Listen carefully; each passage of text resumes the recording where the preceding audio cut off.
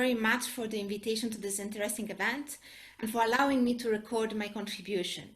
Unfortunately, I'm in a small village in southern Italy, and the internet connection here is very difficult to find, so I'm glad that I'm able to participate anyway.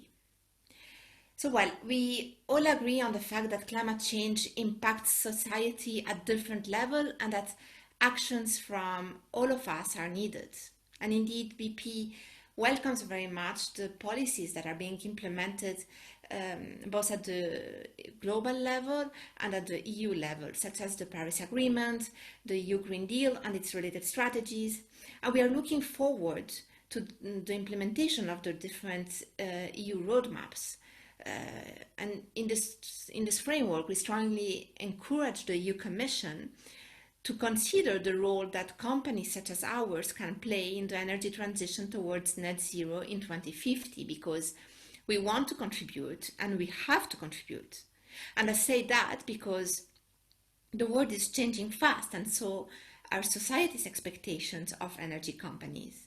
First of all, let's think about the fact that the demands of our investors are changing. They are increasingly prioritizing sustainability alongside performance.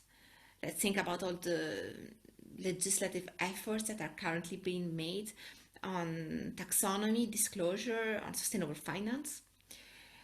Then the demand of governments are also changing because they look to energy companies to help deliver their own net zero agendas. And indeed, BP wants to support governments in the delivery of their energy and climate national plans. And then the EU Commission, in its long-term strategy, Clean Planet for All Europeans, and more recently in the Green Deal, it encourages our industry to supply consumers with sustainable and climate-friendly products, emitting less. So let's focus on the fact that currently $300 billion per year is invested in clean energies globally. And over the next few decades, trillions of dollars will have to be invested in rewiring the global energy system. And this could be achieved only through a joint public and private effort. According to the IPCC, to keep to a 2 degrees temperature rise, this number has to become $1 trillion. For 1.5 degrees temperature rise, it has to be $2.4 trillion. So it's quite some important numbers. And the opportunity to provide the world with clean, reliable, affordable energy will require nothing less than reimagining energy.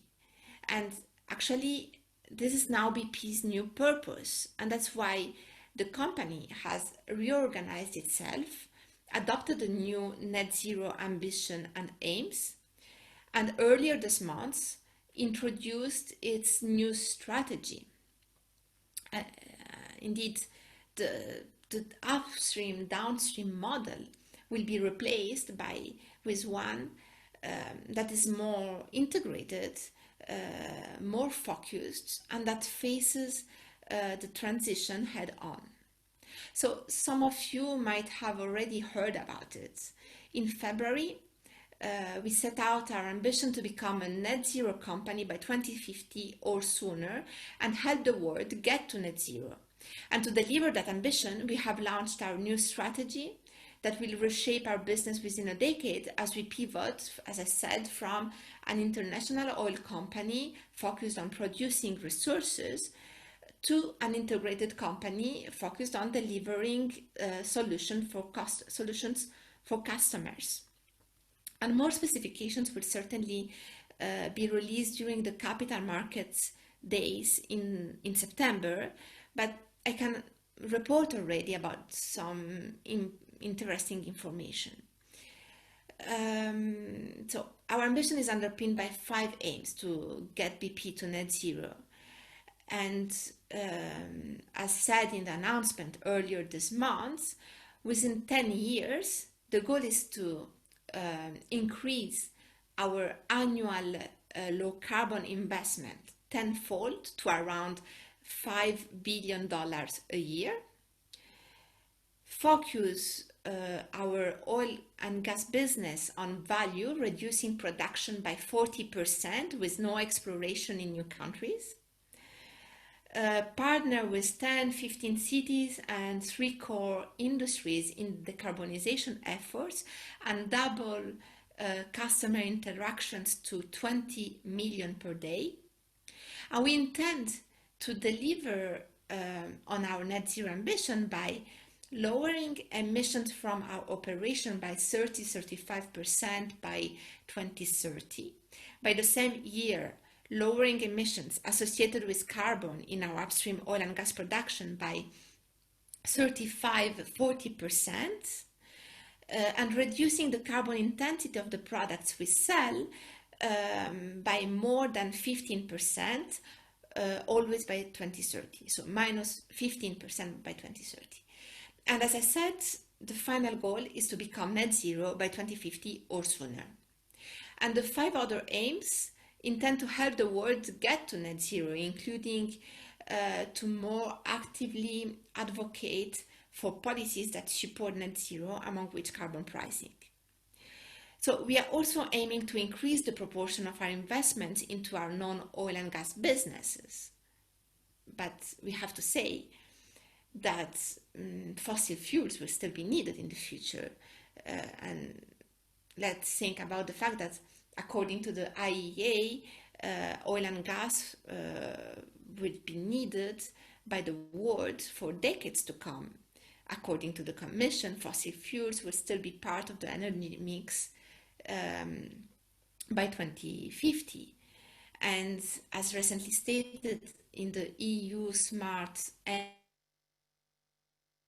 Energy Integration Strategy, not only clean liquid fuels, but also low carbon liquid fuels will have to play an important role in the EU transition towards net zero in 2050. And this is particularly true for the sectors that are more difficult to decarbonize, such as aviation and maritime. Investments in biofuels, e-fuels, LNG, hydrogen production, both from renewables and from natural gas coupled with CCS. Investments in infrastructure will be required to help this part of the sector to decarbonize. So these are some areas where BP plans to make a contribution. Having said that, and looking ahead, as said, hydrocarbons will be only one part of a more balanced portfolio. BP will no longer be predominantly a hydrocarbon company, but our production will reduce over time, and the challenge will be to get an absolute reduction in the carbon content of fossil fuels. We are aiming to make absolute reductions to net zero of around 415 million tons of emissions. And for sure, the policy instruments, among which those for fuels, for vehicles, energy tax, and carbon pricing, must be adapted to enable the development and scale up of the necessary technologies. And the technologies are there, but they already exist, but they have to be encouraged. According to Fuels Europe, so the EU refiners associations, investments must be encouraged, and the right policy framework has to be in place for that. And if the right policy framework is in place, according to Fuels Europe, up to 100 million tons of CO2 reduction in transport may be possible by 2035. So, well, there would be very much more to say, but I'm running out of time, and I will take the very last few seconds to thank you all very much and for wishing you all a good continuation of the conference. Thank you and goodbye.